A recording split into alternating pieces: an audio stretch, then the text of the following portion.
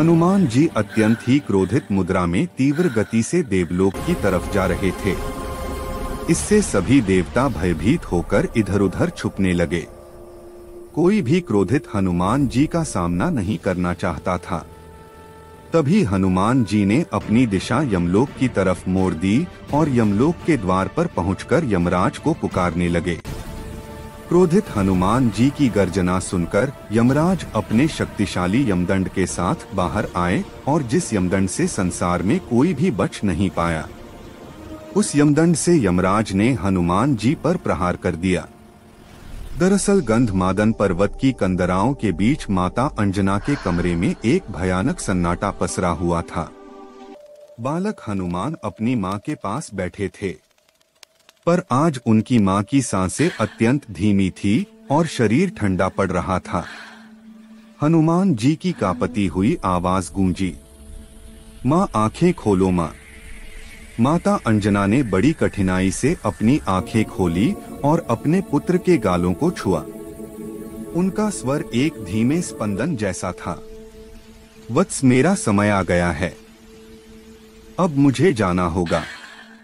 नहीं मां नहीं, हनुमान चीख उठे, आप मुझे छोड़कर कहीं नहीं जा सकती।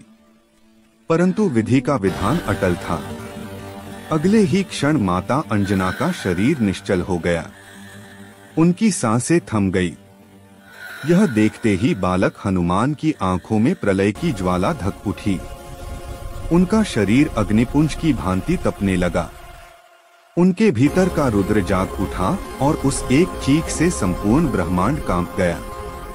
किसने साहस किया मेरी मां को मुझसे छीनने का? कौन है वह जो मेरी मां को ले गया? क्रोध और पीड़ा से भरा बालक हनुमान खड़ा हुआ, पर अब वह केवल एक बालक नहीं बल्कि स्वयं महाकाल का रूप ले चुका था। उनकी भुजाएं फरकने लगी तथा आंखों से विद्युत की कौद निकलने लगी। उनके शरीर का तेज सहस्त्र सूर्यों को भी फीका कर रहा था। तभी बाल हनुमान जी ने गर्जना करते हुए कहा, यदि मेरी मां नहीं तो यह सृष्टि क्यों, यह ब्रह्मांड क्यों? कौन है वह मृत्यु का स्वामी? आज या तो मेरी मां लौटेगी या इस ब्रह्मांड से काल का अंत होगा। और अगले ही पल उन्होंने पृथ्वी से ऐसी छलांग लगाई कि आकाश फट गया। उनकी गति प्रकाश से भी तीव्र थी।